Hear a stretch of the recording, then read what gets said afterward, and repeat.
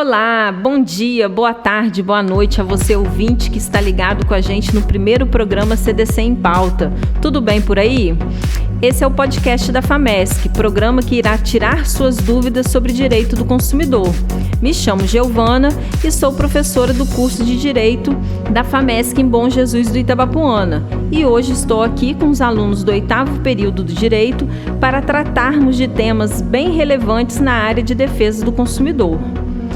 E no programa de hoje, veremos: você vai abastecer seu carro no posto de gasolina e na hora de passar o cartão de crédito, o frentista lhe avisa que só poderá receber o pagamento dessa forma se você comprar um refrigerante.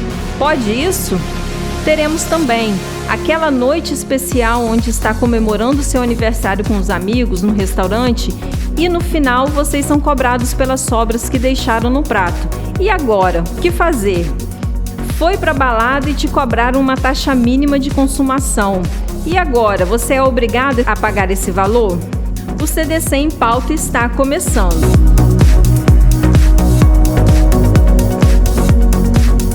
Para você que não conhece a FAMESC, é a Faculdade Metropolitana São Carlos, situada na cidade de Bom Jesus do Itabapuana, onde oferece diversos cursos presenciais e em EAD, possuindo a IES Conceito 4 junto ao MEC. Para conhecer melhor a FAMESC, acesse lá www.famesc.edu.br e conheça nossos cursos de graduação e pós-graduação. E hoje estão aqui comigo os alunos do 8º período do curso de Direito, os alunos Jonatas, Thaís, Mariana, Vitória. Tudo bem com vocês? Tudo jóia, Tudo bem. Jóia. Então, hoje nós vamos tratar de alguns temas que são bem importantes e relevantes para que os consumidores saibam sobre os seus direitos. Vamos começar agora a tratar de um tema muito importante e corriqueiro no nosso dia a dia. Você está lá na sua casa e de repente vai na sua caixinha do correio e encontra lá um cartão de crédito do banco X que você não fez nenhuma solicitação prévia. E aí, você é obrigada a ficar com esse produto? Então, Mariana, como que a gente pode resolver essa situação para o consumidor? Então, Giovana, essa prática ela viola frontalmente o dispositivo no artigo 39, inciso 3 do Código de Defesa do Consumidor, porque ela se trata de uma prática abusiva, já que não houve solicitação prévia do consumidor desse produto.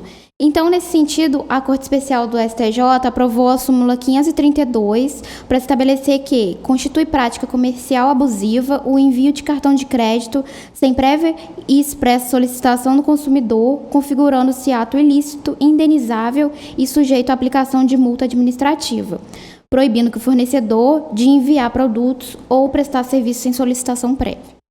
Então, Mariana, é uma prática abusiva, então o banco não pode enviar para a gente produtos sem que a gente tenha feito a solicitação prévia, né? Não pode.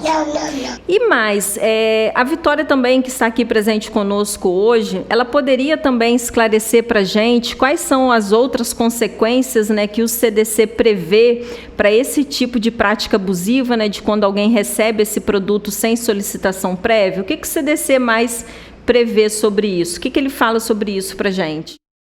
Então, o CDC ele prevê que, por constar de um produto que não foi solicitado pelo consumidor, ele se trata então de uma amostra grátis. Ele tem que ser considerado como uma amostra grátis e não pode ser cobrado nenhum tipo de anuidade ou nada, nenhuma cobrança diante desse produto.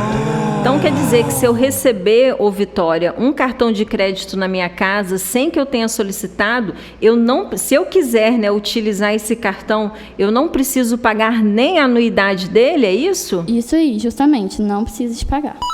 Mas aí, Vitória, a gente sabe que muitas pessoas, né, acabam recebendo esses cartões e futuramente, mesmo não utilizando, acabam recebendo cobranças, né, de anuidade referente a esses cartões de crédito. O que o consumidor pode fazer diante dessa situação?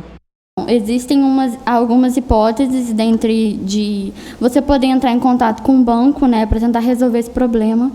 Caso o banco não resolva, você também pode fazer uma reclamação formal, que é no site do Banco Central. também para poder falar sobre a situação. E caso nenhuma dessas hipóteses consiga resolver, você pode procurar o judiciário. Ah, ok.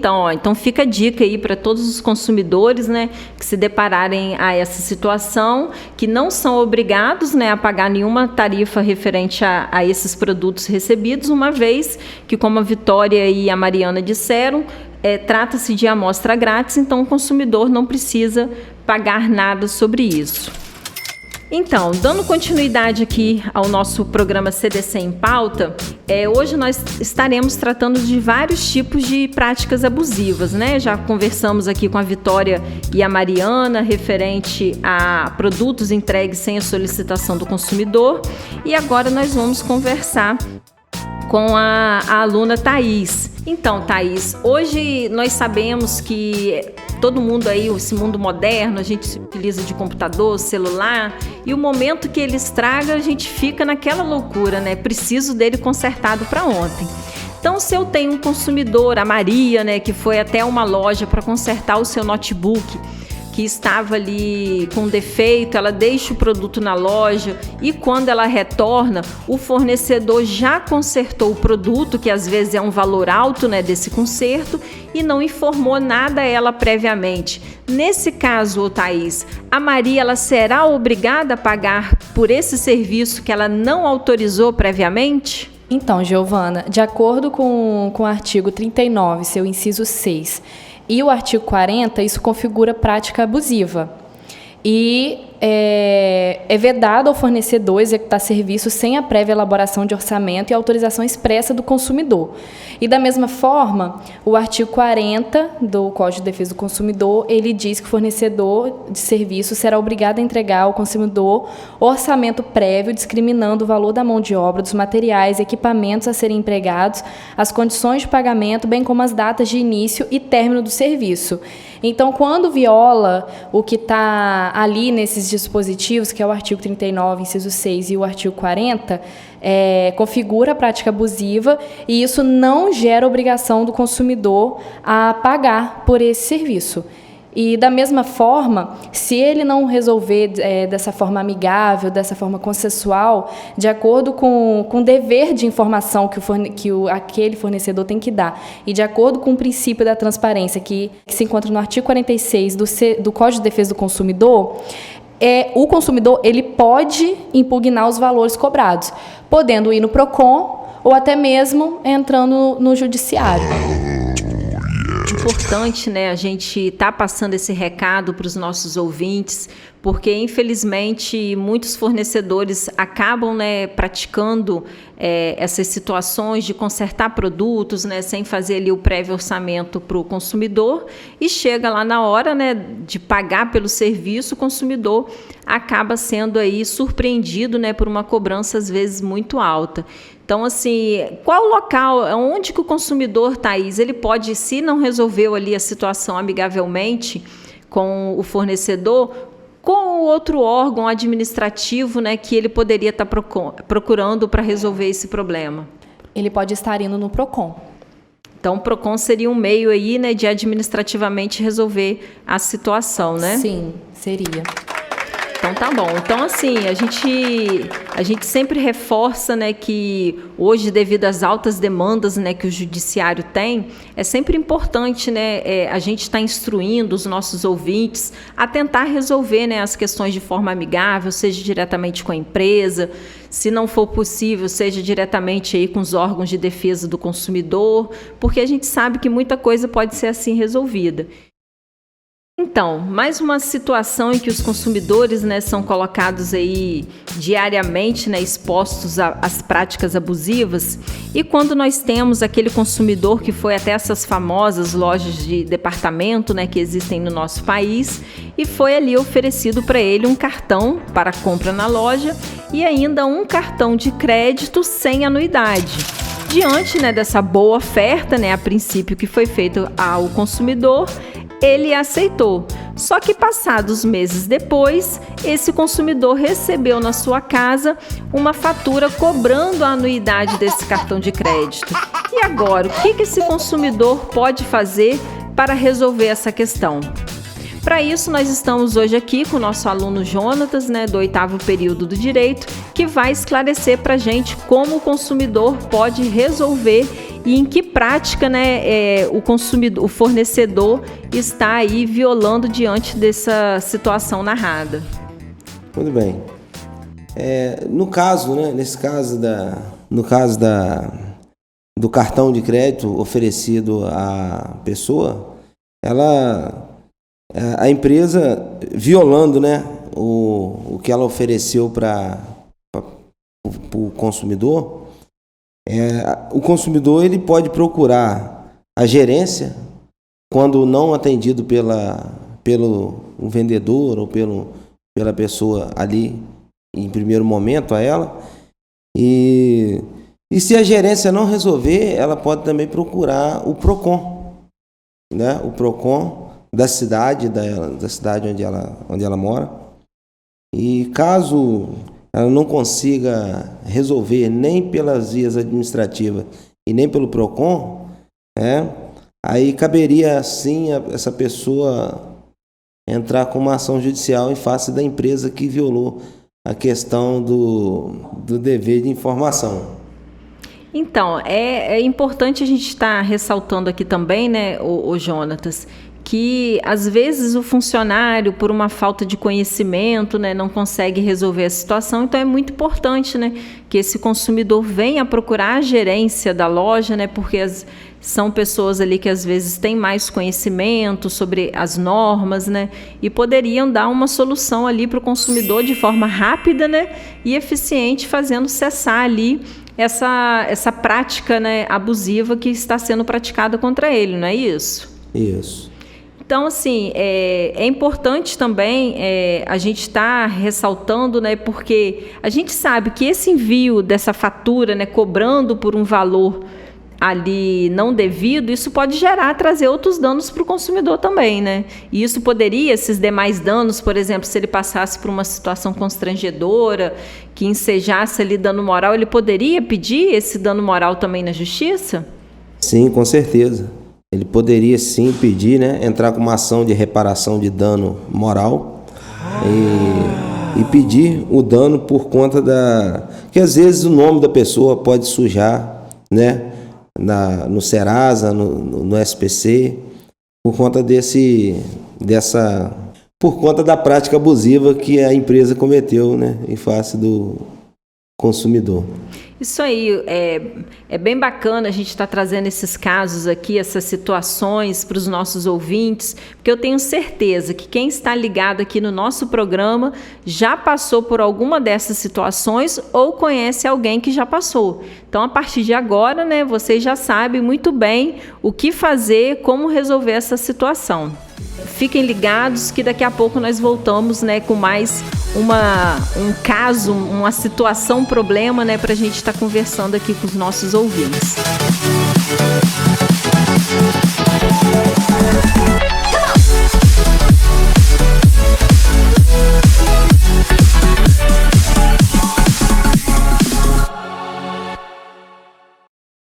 Olá, estamos aqui de volta com mais um bloco do nosso programa CDC em Pauta e vamos continuar aqui a falar, né, sobre as práticas abusivas, violações do direito do consumidor.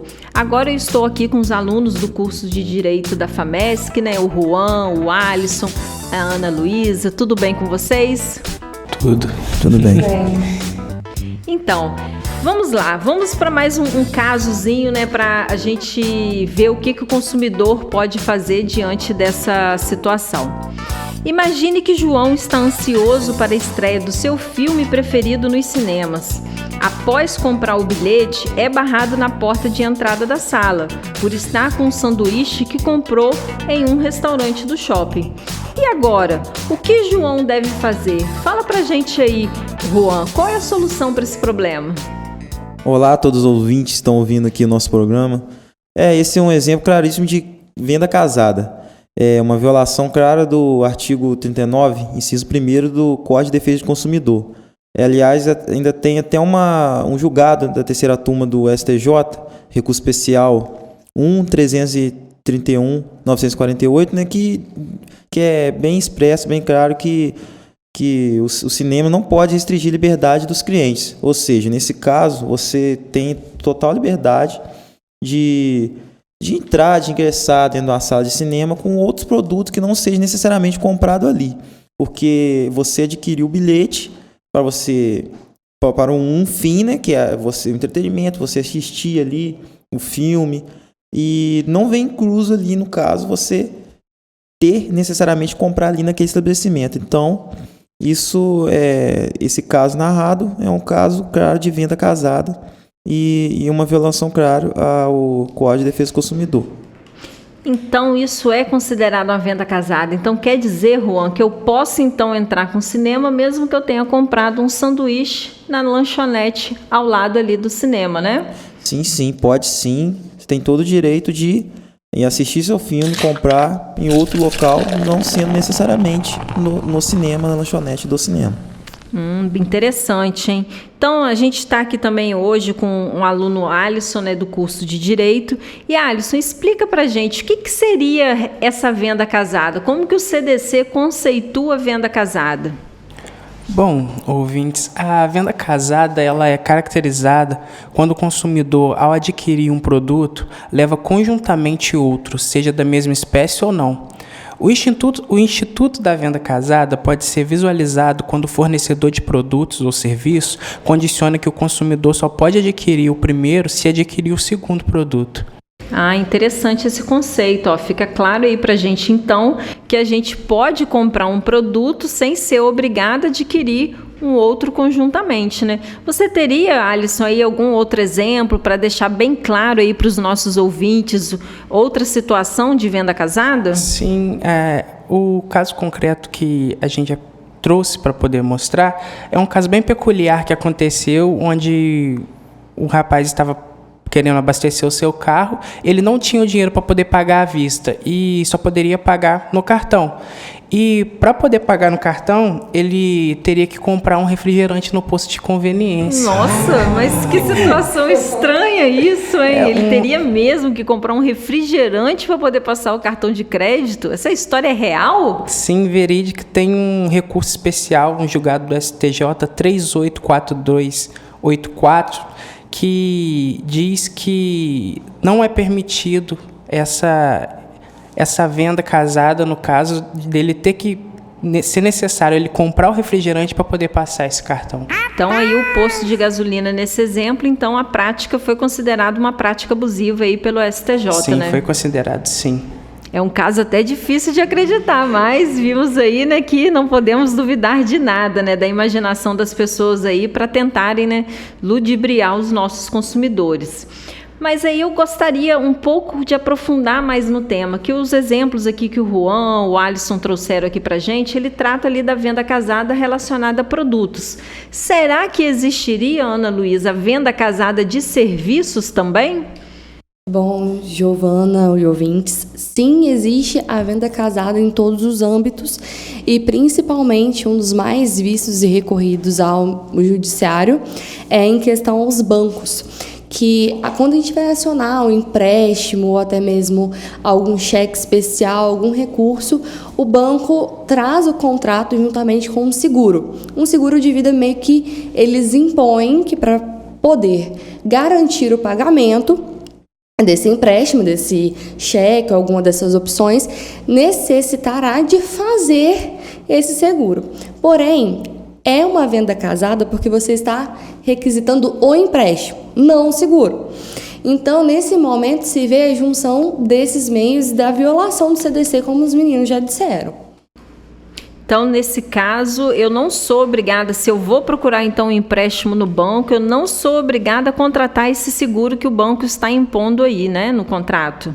Não é obrigada. E a partir do momento que da assinatura do contrato que você olhe e perceba que tem um seguro, é importante indagar, sim, o representante do banco que você está conversando, os gerentes, os superiores, para saber a necessidade disso. Se há como desmembrar, porque uma das principais recomendações é que converse, porque pode haver um desmembramento pelo banco. Se caso não houver, aí terá que se ver outros meios para que isso aconteça. É importante, né, a gente estar aqui alertando os nossos consumidores, né, nossos ouvintes, porque anteriormente já até foi falado aqui por outros colegas sobre o dever de informação, né, que os fornecedores e prestadores de serviço eles têm que ter diante dos serviços e produtos que eles ofertam aí no mercado de consumo. Então, neste caso, o consumidor ele tem esse dever de ser informado sobre o que ele está contratando, sobre o que ele está ali adquirindo, para saber se ele quer ou não levar. É isso mesmo? Isso mesmo. Giovana, é muito importante também para o consumidor que está requerendo empréstimo ou qualquer outro meio bancário, observar a forma que foi apresentado o contrato, se foi conjunto, se foi separado com seguro, porque os tribunais costumam a não avaliarem com bons olhos quando a pessoa assina o seguro separado do contrato de empréstimo. Quando é junto, eles ainda, observam que a pessoa pode não ter dado tanta importância. Aquelas letrinhas miúdas, do contrato. Exatamente, aquela questão de não ter lido com tanta atenção, às vezes estava desesperado na hora. Então, é muito importante olhar como foi apresentado esse contrato, se foi conjunto ou se foi separado. Sim, uma dica muito boa aí que a Ana Luísa está passando para os nossos ouvintes, que apesar dos contratos serem tantas folhas, que eles fazem a gente assinar, às vezes com letrinhas tão miúdas, a gente tem que parar e observar, exatamente o que a gente está fazendo. Mas aí, Ana Luísa, então vamos supor que eu já passei por essa situação, já assinei o contrato e só tempos depois eu me alertei que contratei um seguro que eu não queria, nem que eu sabia que eu estava contratando. O que eu posso fazer para poder resolver essa situação? Então, a primeira das recomendações é procurar a própria instituição de serviço, para ver o que eles podem estar fazendo, para evitar a seara de desconforto judicial, aquela questão toda. O próprio Banco Central tem uma plataforma que lá é dado total liberdade aos contratantes de denunciarem tais práticas, para que haja as devidas sanções, que já são previstas em legislação especial. E tem a recomendação também de acionar o atendimento do consumidor, a central de atendimento do consumidor, o SAC do próprio banco, para que eles também avaliem de terceiros olhos, não naquela instituição, mas na instituição superior, para ver que se haja também esse desconforto, para que evite essa área judicial, para que seja ativado administrativamente. Tem a outra alternativa, que é da Secretaria Nacional de Defesa do Consumidor, que disponibiliza o site, que é consumidor.gov.br, que permite o contato desses consumidores com a própria empresa. Esse site também é importante falar que ele serve para outros tipos de serviço, outras ocasiões, Portanto, igual ao cinema, como já foi dito, mas aqui, como a gente está focando o bancário, eles podem também delatar, contar sobre as instituições bancárias. E se até assim não for resolvido, é acionado o Poder Judiciário por meio do PROCON ou até por outros meios judiciais para que se reavalie o contrato e vê se a cláusula realmente é abusiva, porque o CDC ele já é bem claro que a venda casada é um crime e ela é punível sim. Muito bom. Fiquem aí os nossos ouvintes ligados, que já retornamos com outras situações para ver, se vocês aí no dia a dia estão tendo, o direito de vocês violados. Voltamos daqui a pouco.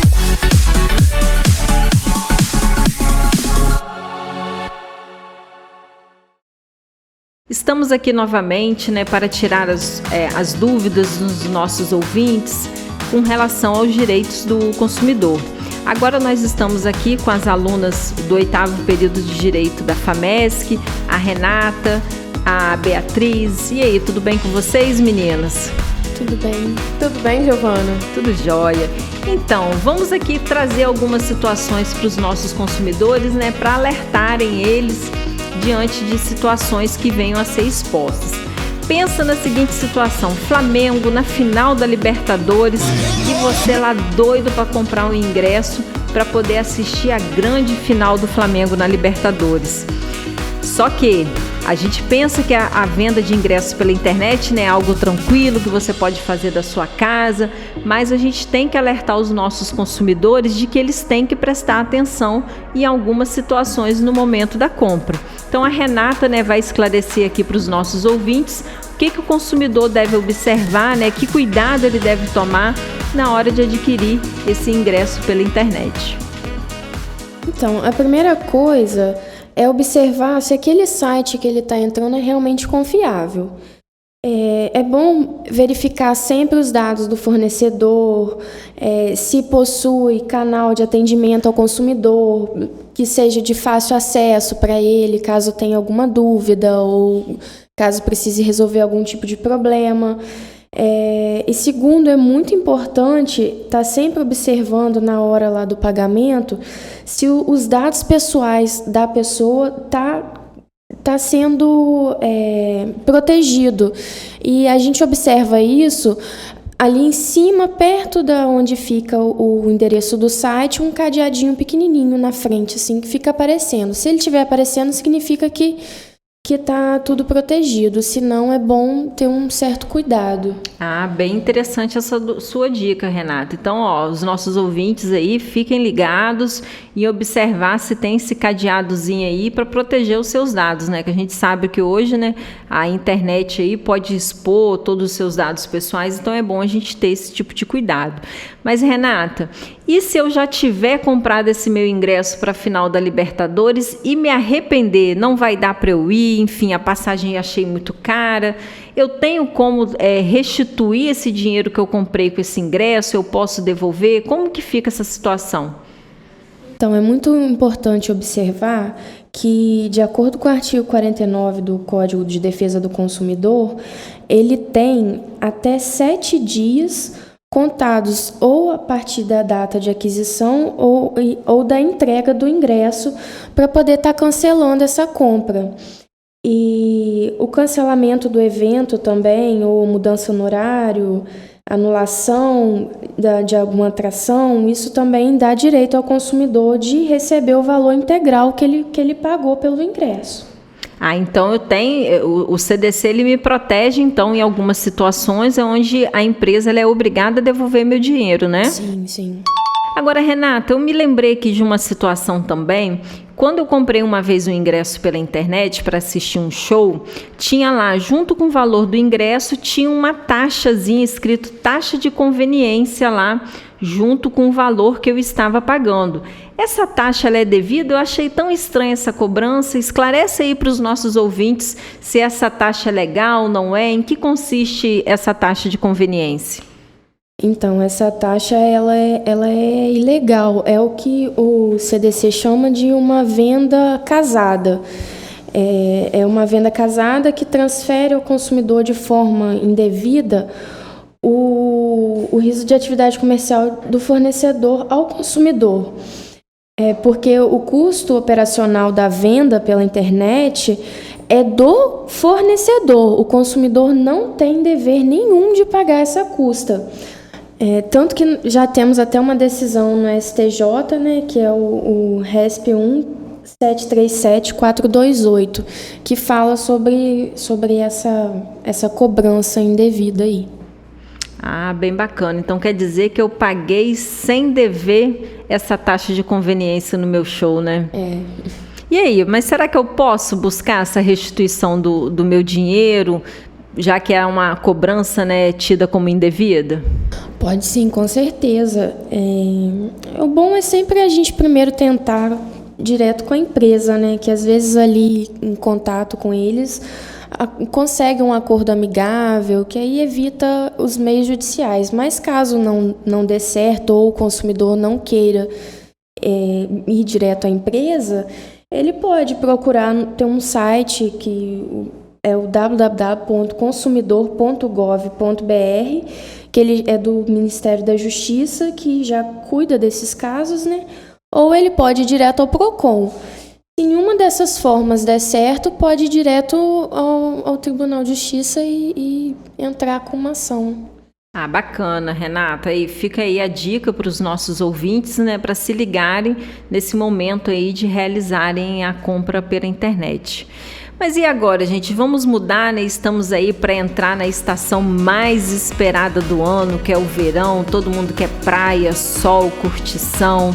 Mas a gente sabe que nem sempre, né? Aproveitar as nossas férias no verão sempre sai tudo bem, né? Às vezes a gente é deparado com algumas situações que nos são colocadas e que nos trazem ali aborrecimentos, né? Imagine que você esteve lá em Guarapari curtindo, né, aquele clima bom do verão, curtindo as suas tão sonhadas férias, e quando você senta num quiosque, né, para poder ali estar consumindo algum tipo de produto, você é surpreendido pela informação que você tem um valor mínimo de consumação no quiosque e que só assim, né, você poderá ficar sentado nesse estabelecimento.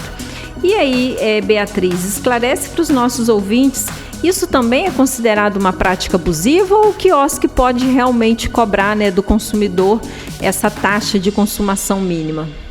Então, Giovana, isso sim caracteriza uma prática abusiva, essa consumação mínima, porque o consumidor tem o direito de gastar somente o que ele quiser e não pagar esse valor estipulado. Então, se ele quiser chegar na praia e sentar e comprar somente uma água de coco, é o direito dele. A cobrança dessa consumação mínima caracteriza a prática da venda casada, que é vedada pelo Código de Defesa do Consumidor em seu artigo 39. Agora, Beatriz, vamos imaginar que o consumidor está ali, né, curtindo suas férias e não queira discutir, se aborrecer ainda mais com o rapaz, né, que está fazendo essa cobrança. O que ele pode ali fazer para se resguardar dessa situação para futuramente, né, naquele momento ali que ele puder, né, ele resolver essa situação? Bom, primeiro, ele pode pedir que conste o valor na nota e, em segundo, é acionar o PROCON de sua cidade para que eles tomem as medidas cabíveis. Então é interessante o consumidor então fazer constar essa consumação mínima na nota fiscal que ele está pagando, né? Sim, isso mesmo. É bacana a dica, né? Porque vai ser um meio de prova, né? Para ele estar ali comprovando perante o PROCON, né? Ou até mesmo caso essa situação vá para o judiciário, né? Para ele estar comprovando essa prática abusiva que foi praticada, né? Então, aí a gente vai para o nosso próximo bloco agora para conversar com os nossos alunos aqui do Direito, trazendo para os nossos ouvintes, né, outras situações, outras práticas abusivas e o que fazer para poder estar ali protegendo o seu direito.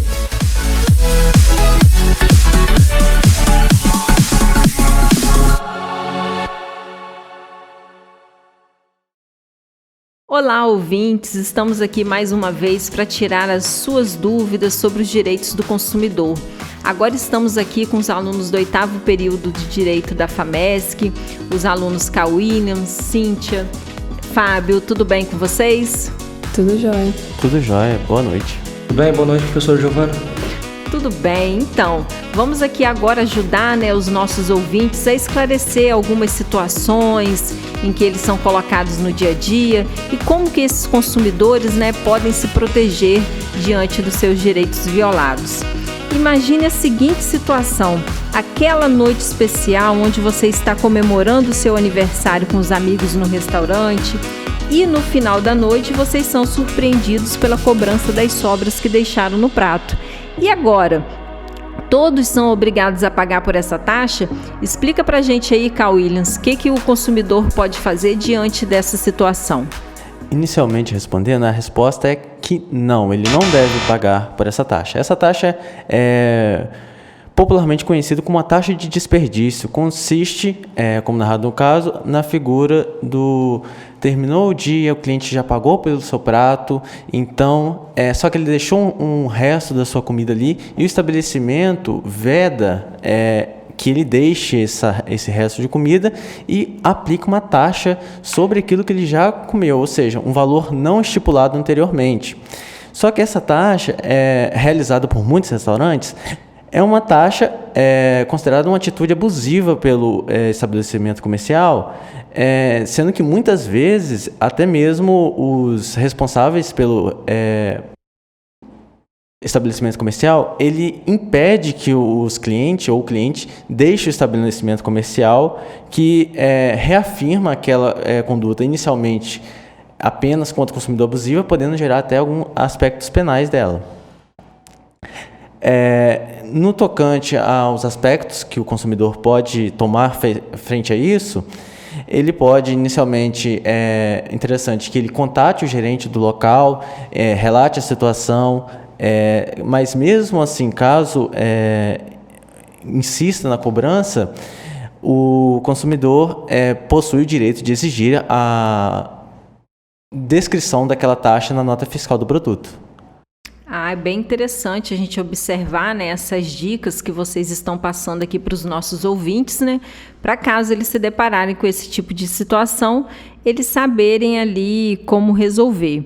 Mas aí eu pergunto, Cíntia, mas e se o consumidor ficar constrangido ali na hora, diante daquela situação, preferir pagar a conta para depois, né, já que ele está ali com seus amigos, né, não querendo passar nenhum tipo de aborrecimento, o que ele pode fazer para poder reaver, né, desse prejuízo, dessa cobrança ali que foi feita a ele dessa taxa de desperdício?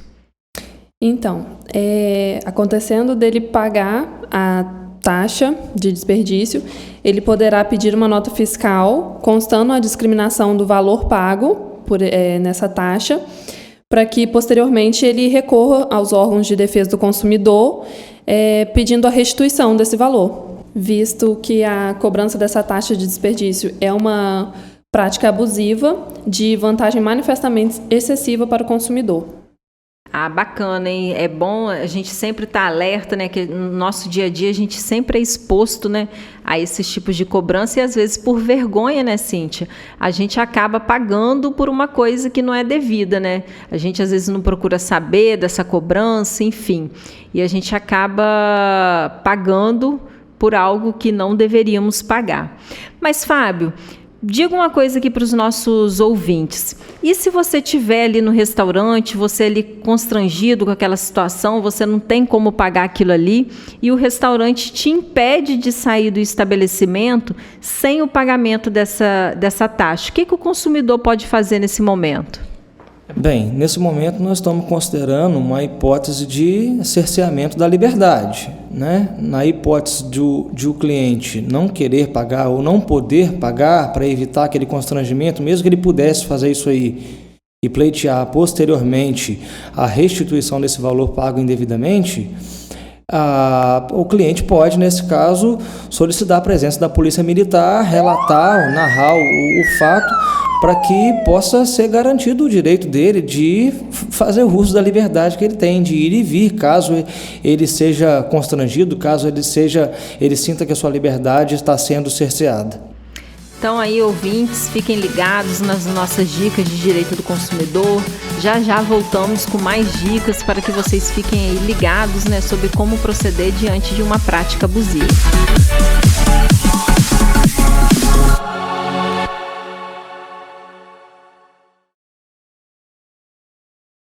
Olá, ouvintes! Estamos aqui novamente para trazer mais exemplos para vocês de práticas abusivas, né, que acontecem aí no nosso dia a dia e que muitas das vezes a gente nem percebe. Estamos aqui agora com os alunos Antônio e João Batista, né, que são também do curso de Direito da FAMESC. Tudo bem com vocês? Tudo bem, tudo bem.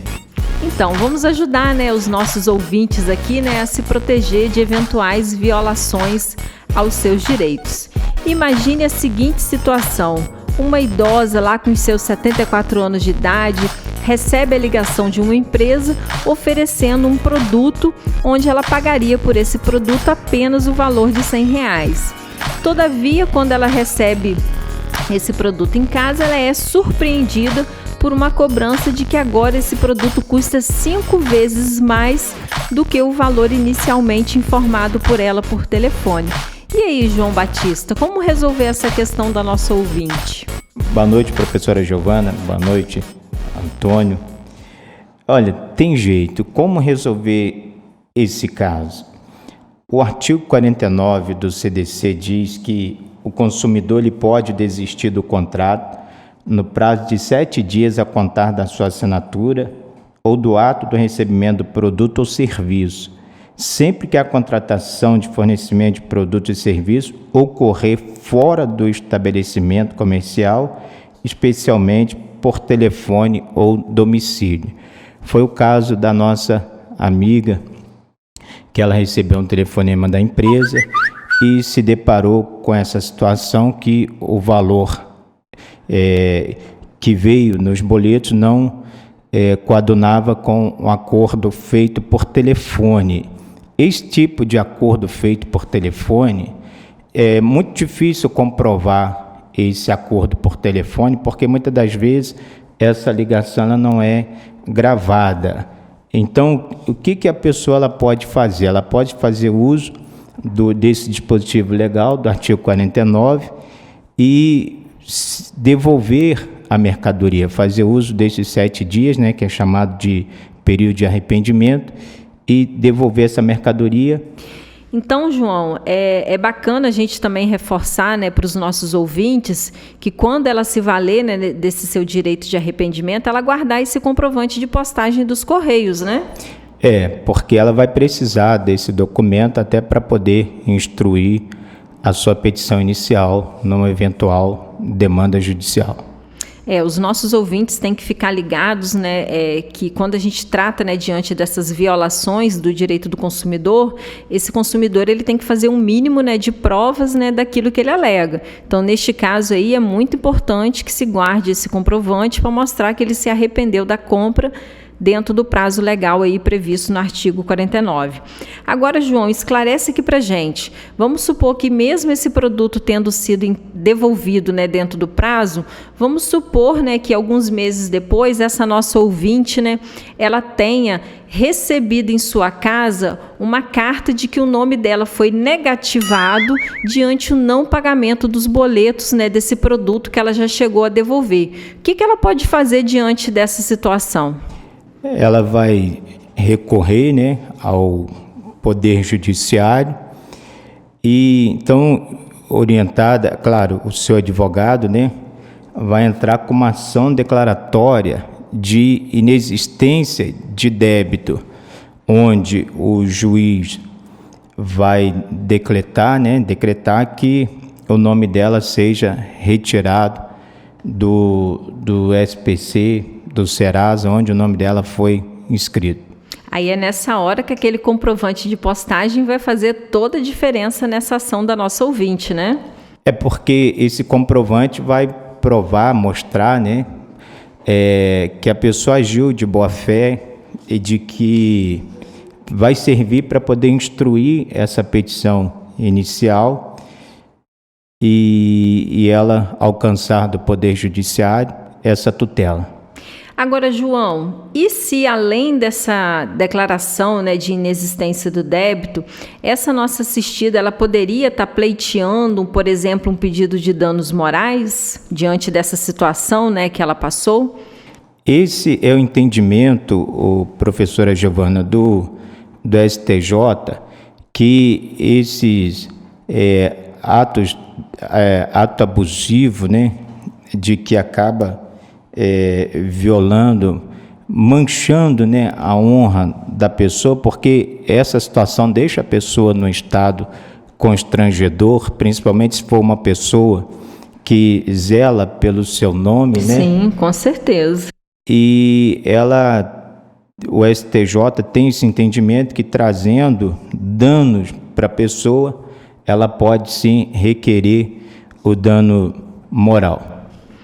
Então, dando continuidade, né, pegando um gancho aí com esse caso que o João Batista trouxe aqui hoje pra gente, eu gostaria de conversar com o nosso aluno Antônio aqui também, para ele esclarecer melhor pra gente, né, essas situações sobre negativações indevidas, né, indevidas dos nossos ouvintes. Tudo bem, Antônio? Tudo bem. Boa noite.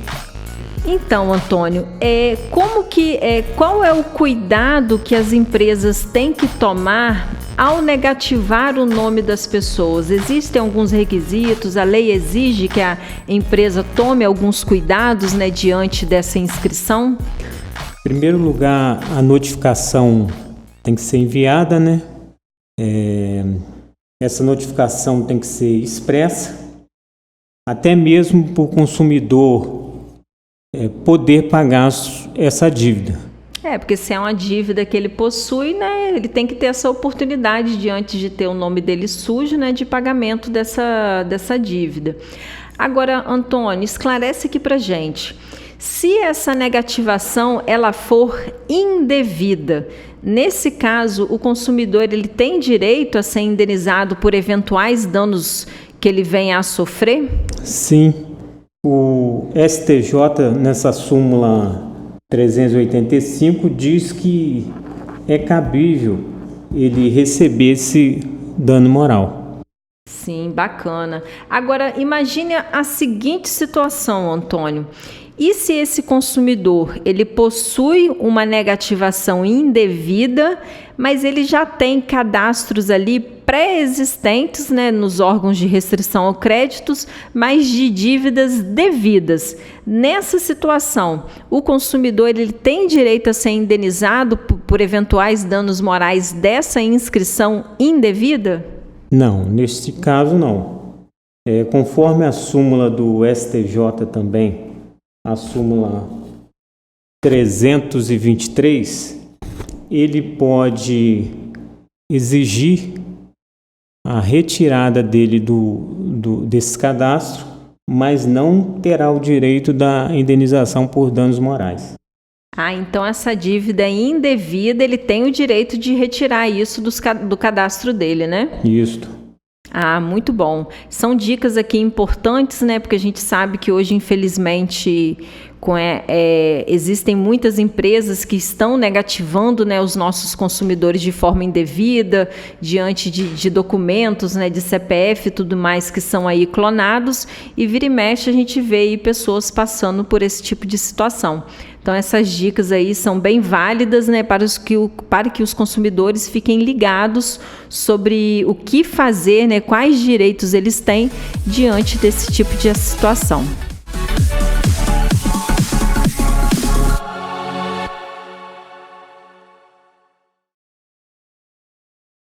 Estamos aqui novamente, né, com os nossos alunos do curso de Direito da FAMESC e vamos dar continuidade, né, às situações de práticas abusivas em que os consumidores são expostos aí no dia a dia. Estamos aqui agora com os alunos Leonardo e Lorena. Tudo bem com vocês? Tudo bem. Tudo bem, doutora Giovana?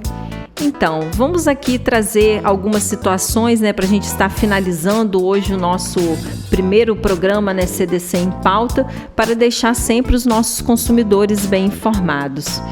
Imagine a seguinte situação: você, né, juntou o seu suado dinheirinho aí durante muitos anos no sonho, né, de comprar o seu carro, né? Vai até uma loja e compra o seu carro lá seminovo e o fornecedor lhe informa que o veículo ele possui apenas a garantia de motor e caixa. Assim, né, sem conhecer dos seus direitos, você acaba realizando a compra do bem, né, dentro das condições que lhe foram ali impostas, só que meses após o uso do veículo, né, poucos meses após o uso, esse veículo ele vem apresentar um barulho na suspensão que te faz procurar o fornecedor para tentar resolver essa situação.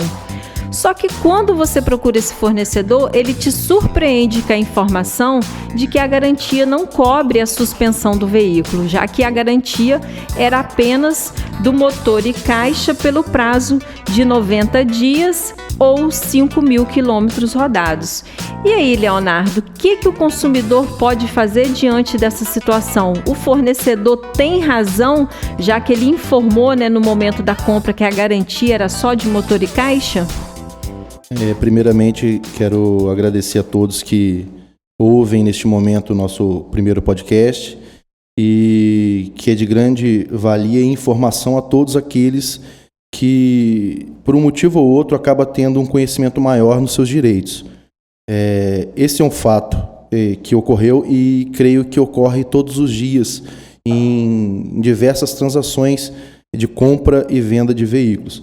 Nesse caso, que é mais específico que ocorreu, um comerciante ele informou de forma explícita que a garantia do veículo ela se estendia somente ao motor e o câmbio, né, a caixa de marcha.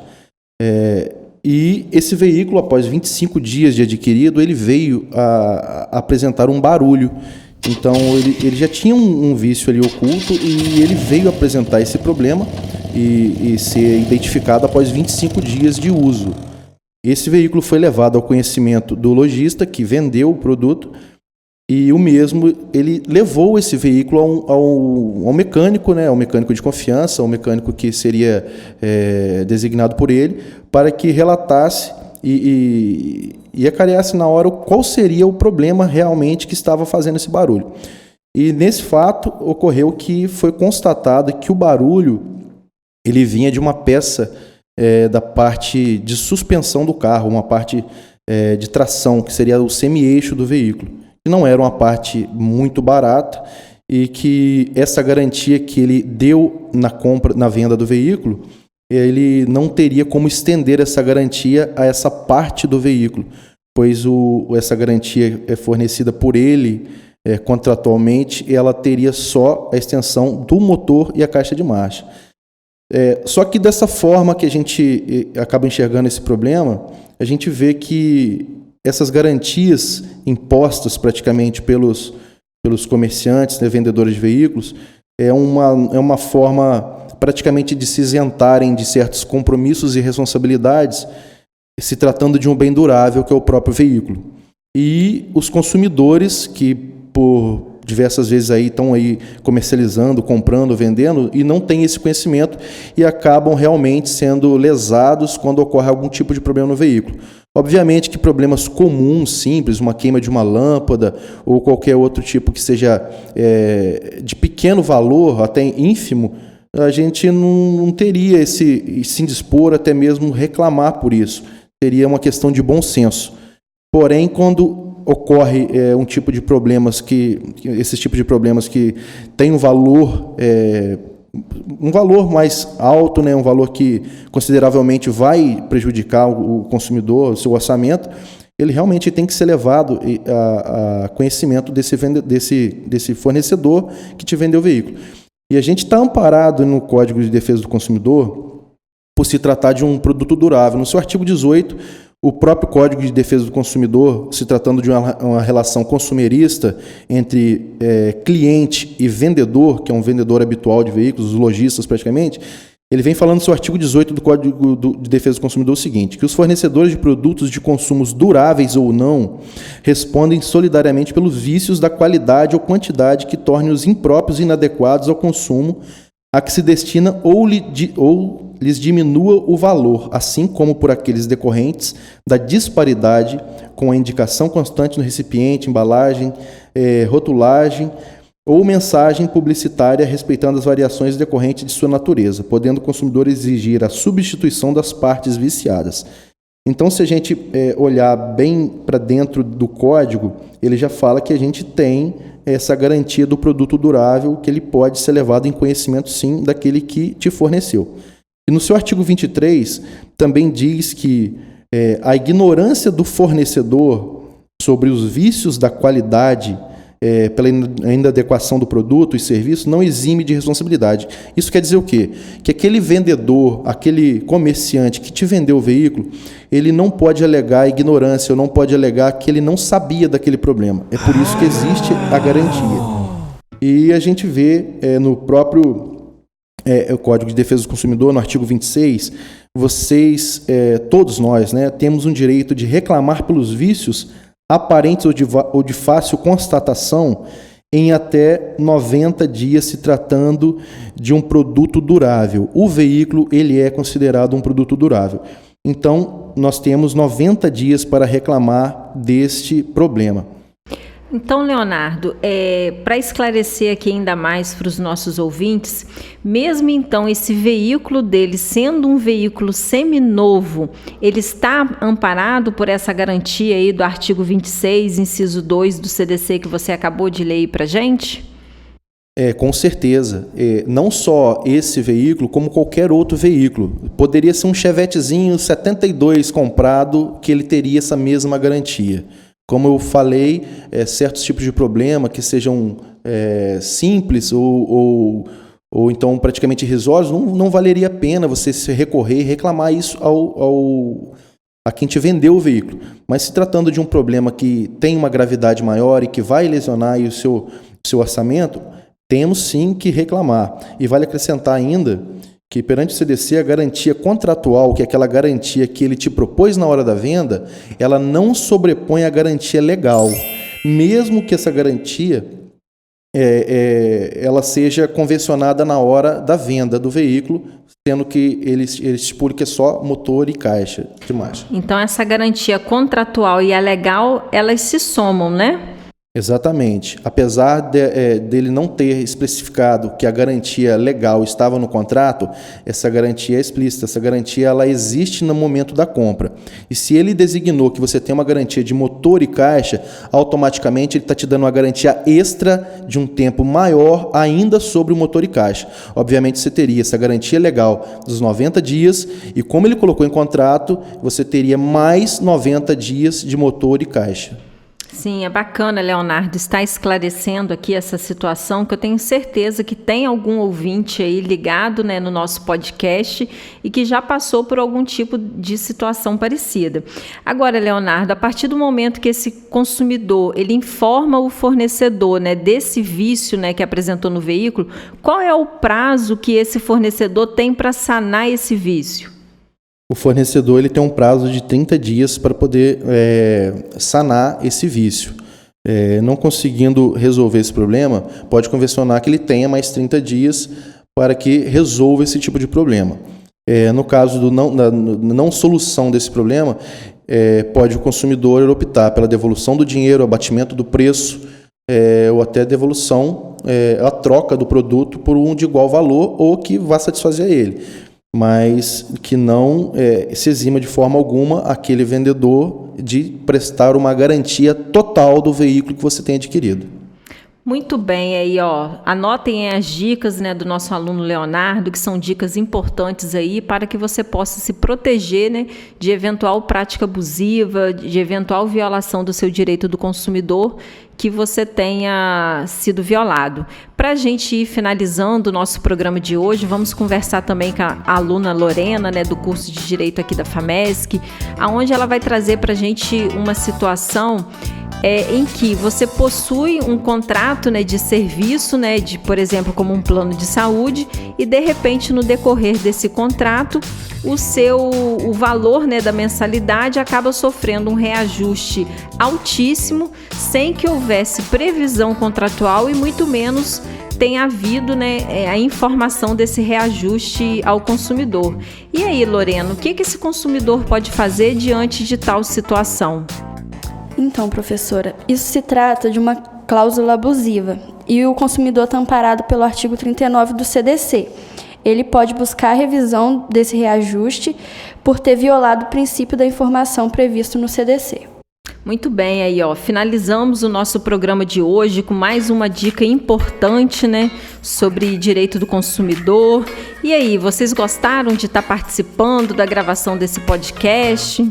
Sim, eu gostei muito. Muito bacana e de muita utilidade aqueles que estão ouvindo, né, trazer mais informação e que seja colocado às claras realmente os direitos que os consumidores têm e às vezes passam despercebidos. Isso mesmo, Leonardo. É muito importante a gente estar sempre informando, né, os nossos ouvintes, né, sobre os direitos que ele possui. E para qualquer outra dúvida, nós temos aqui na FAMESC um posto de atendimento do PROCON, nós temos também os estagiários do curso de Direito que estão à disposição de toda a comunidade para tirar as suas dúvidas. Eu sou Giovana Santana, professora de Direito da Faculdade Metropolitana São Carlos, e a gravação desse podcast contou com a colaboração de toda a turma do 8º período do curso de Direito da FAMESC, além dos alunos do 6º período também, né, que nos ajudaram na gravação desse programa, a elaboração dos nossos casos, além do suporte técnico do setor de TI aqui da FAMESC. Você pode acessar esse podcast através do site da FAMESC ou das nossas mídias sociais. Valeu, agradecemos e até o nosso próximo CDC em Pauta.